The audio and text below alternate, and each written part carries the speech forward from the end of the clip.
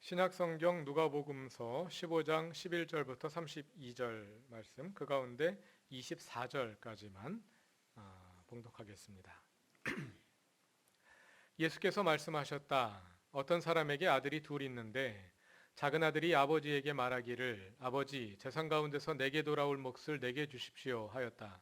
그래서 아버지는 살림을 두 아들에게 나누어 주었다. 며칠 뒤에 작은 아들은 제 것을 다 챙겨서 먼 지방으로 가서 거기서 방탕하게 살면서 그 재산을 낭비하였다. 그가 모든 것을 탕진했을 때에 그 지방에 크게 흉년이 들어서 그는 아주 궁핍하게 되었다. 그래서 그는 그 지방의 주민 가운데 한 사람을 찾아가서 몸을 의탁하였다. 그 사람은 그를 들러 보내서 돼지를 치게 하였다. 그는 돼지가 먹는 쥐엄 열매라도 좀 먹고 배를 채우고 싶은 심정이었으나 그에게 먹을 것을 주는 사람이 없었다. 그제서야 그는 제정신이 들어서 이렇게 말하였다. 내 아버지의 그 많은 품꾼들에게는 먹을 것이 남아도는데 나는 여기서 굶어 죽는구나. 내가 일어나 아버지에게 돌아가서 이렇게 말씀드려야 하겠다. 아버지, 내가 하늘과 아버지 앞에 죄를 지었습니다. 나는 더 이상 아버지의 아들이라고 불릴 자격이 없으니 나를 품꾼의 하나로 삼아 주십시오. 그는 일어나서 아버지에게로 갔다. 그가 아직도 먼 거리에 있는데 그의 아버지가 그를 보고 측은히 여겨서 달려가 그의 목을 껴안고 입을 맞추었다. 아들이 아버지에게 말하였다. 아버지, 내가 하늘과 아버지 앞에 죄를 지었습니다. 이제부터 나는 아버지의 아들이라고 불릴 자격이 없습니다. 그러나 아버지는 종들에게 말하였다. 어서 가장 좋은 옷을 꺼내서 그에게 입히고 손에 반지를 끼우고 발에 신을 신겨라. 그리고 살찐 송아지를 끌어내다가 잡아라. 우리가 먹고 즐기자. 나의 이 아들은 죽었다가 살아났고 내가 잃었다가 되찾았다. 그래서 그들은 잔치를 벌였다. 아멘. 조금 전에 바벤바 부족의 이야기라는 제목의 동영상을 함께 보셨습니다. 오늘 예배를 위해서 만든 건 아니고요. 마침 관련이 되는 영상이 유튜브에 있길래 찾아서 함께 보았습니다. 그래서 오늘 설교의 내용과 꼭 들어맞는 것은 아닙니다만, 그러나 연결되는 점이 상당히 많다고 생각해서 함께 먼저 동영상을 보았습니다. 원망과 불평과 불신과 낙담과 좌절과 절망으로 인해서 우리의 심령이 탁해지면 내가 누구인지를 잊어버리게 됩니다. 그때 그 탁한 심령을 맑게 하여 우리 자신을 볼 수 있게 해주는 것이 감사라는 것이죠. 재미있는 것은 바벤바 부족의 재판인데요. 재판이라는 것은 죄를 가려내어 벌을 주려 하는 것이 재판이지 않습니까?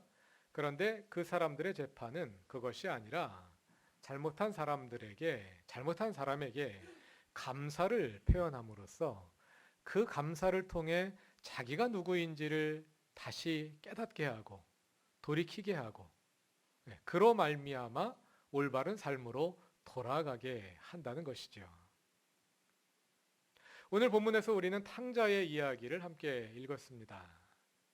탕자는 모든 재산을 탕진한 후에 배고픔을 면할 길이 없는 처참한 상황에서 아버지의 집을 떠올립니다. 그는 두 가지 결심을 하며 아버지께 돌아갑니다. 하나는 18절에 나오는 회개입니다. 죄의 고백입니다. 아버지, 내가 하늘과 아버지 앞에 죄를 지었습니다. 나는 더 이상 아버지의 아들이라고 불릴 자격이 없습니다. 회개입니다.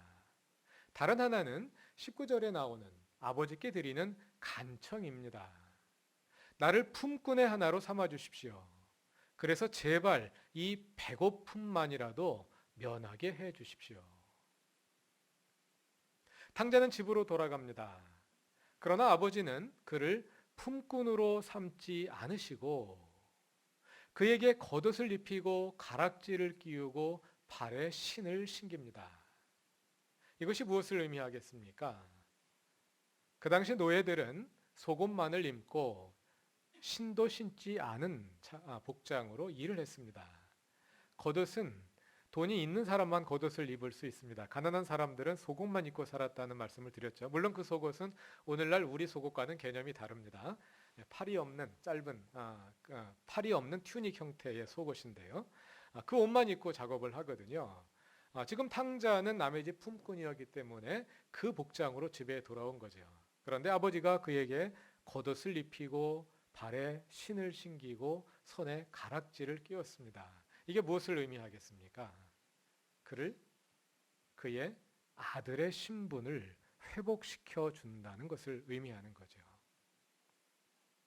회개하고 돌아온 둘째 아들을 위해서 아버지는 그를 재판하여 그의 죄를 묻지 않으시고 오히려 그가 누구인지를 재확인시켜 주신 것입니다. 내가 누구인지 아느냐? 너는 내 아들이다. 그 사실을 확인하여 주신 것이죠. 모든 문제의 해결은 내가 누구인지를 아는 데 있습니다. 그 나를 알미 감사에서 시작된다는 것입니다. 그리고 내가 누구인지 알 때 비로소 진정한 감사가 나올 수 있겠지요. 이 시간 다 같이 지난 한 해를 돌아보며 하나님께 돌아가 우리의 탁한 모습을 있는 그대로 하나님께 고백하고 또 감사함으로써 나의 나됨을, 내가 누구인지를 확인하는 시간을 가져보기를 원합니다.